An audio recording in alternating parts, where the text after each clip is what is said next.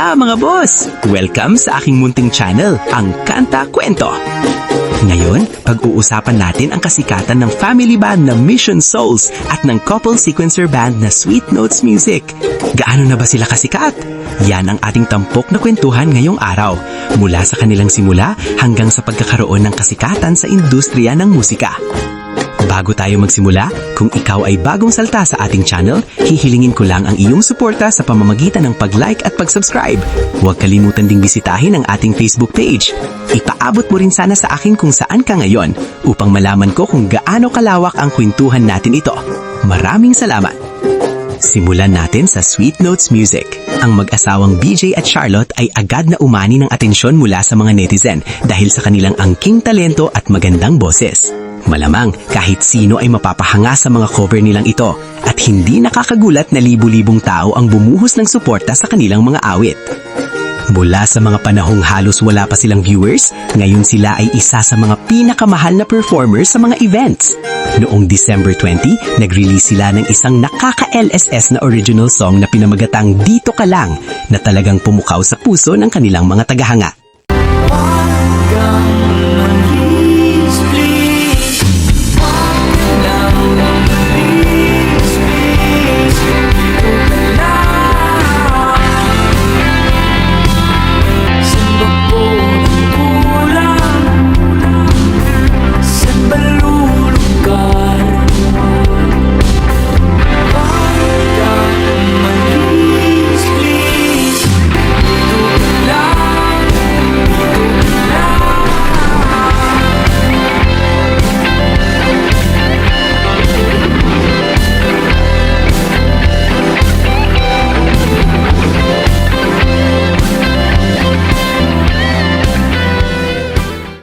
Patuloy din ang mga endorsements at imbitasyon mula sa mga mainstream TV networks. Sila ay patuloy na umaani ng kasikatan sa social media at talagang ibang klase ang bunga ng kanilang pagsusumikap at husay.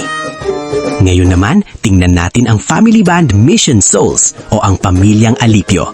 Lahat ay napahanga sa pamilyang ito, lalo na sa mga batang magkakapatid na sa murang edad pa lamang ay kayang-kaya ng tutukan ng mga komplikadong instrumento.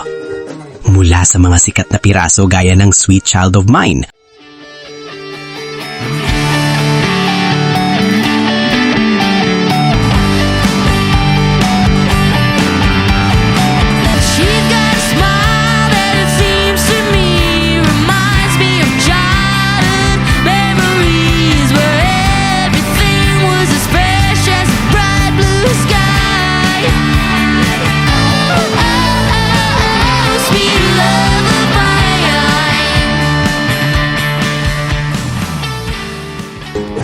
Whole Lotta Love, Highway Star at marami pang iba.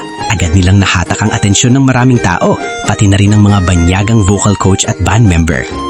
Mula sa Cebu sa Visayas, ang kanilang talento ay umabot sa iba't ibang sulok ng Luzon, nagtatanghal at naglalahad ng kanilang husay hindi lamang sa pag-cover, kundi pati na rin sa mga live performances.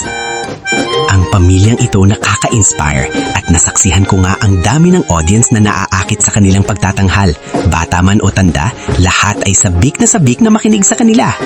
Patuloy ang Mission Souls at Sweet Notes Music sa pagpapalawak ng kanilang audience at pagbibigay inspirasyon sa kanilang mga tagahanga. Ngayon, ikaw ba kakwento? Bagong kilala mo lang ba sila o matagal ka ng tagahanga?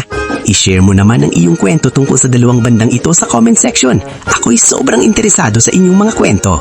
At iimbitahan ko na rin kayo sa Mission Souls Army Facebook group na ginawa ko dahil sa aking paghanga sa Mission Souls. Si Ma'am Sheena ang admin dito, kaya't magkikita-kita tayo doon mga kakwento. At muli, kung ikaw ay bago sa ating channel, huwag kalimutang mag-like at mag-subscribe bilang suporta sa ating platform. At paki-comment na rin kung saan ka naroon upang malaman ko kung gaano kalawak ang aming kwentuhan. Maraming salamat! Mga special Ayun, hanggang doon na lang. Salamat Kanta Kwento sa iyong video na ginawa. emoji para sa comment section Sobrang at early access sa ating mga kwento at nakaka-overwhelm na marami pang iba. may mga Salamat na agad. sobrang nakaka-overwhelm na yung mga content creator na todo kayod sa anong tawag dyan, research about sa mga artist. At don't forget to follow Kanta Kwento sa mga upcoming kwentuhan ng mga local artist. And napansin ko yung mga content niya kasi is mga more on local artist na sumikat sa social media. So ayun, salamat. Maganda yung sobrang effort nung pagkaka-edit mo. Ang dami mong mga clips na ginamit. Pero sobrang nakaka-amaze kasi padayon lang. Hindi ko alam kung taga Santos si Kanta Kwento. Shoutout sa iyo. Maraming salamat sa suporta sa Sweet Notes Music. God bless you.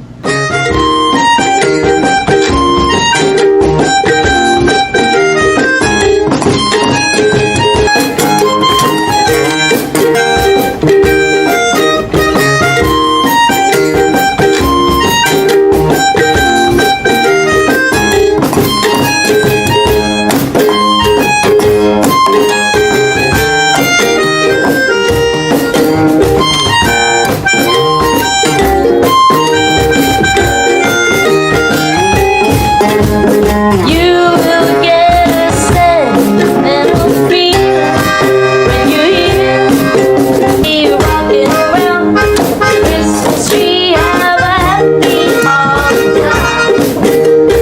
Everyone dancing in the new old-fashioned way.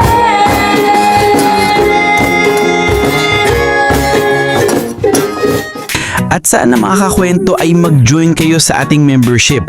Ito'y 25 pesos lamang upang ma-access nyo ang ating mga special emoji para sa comment section at mga early access sa ating mga content at marami pang iba. Salamat na agad mga kakwento. Salamat sa pagsama sa akin hanggang dito sa dulo ng ating kwento. Muli, ito ang Kanta Kwento na nagsasabing mabuhay ang talentong Pilipino. Kanta kwento, sabay-sabay tayong makinig. Mga awit ng puso, tanghin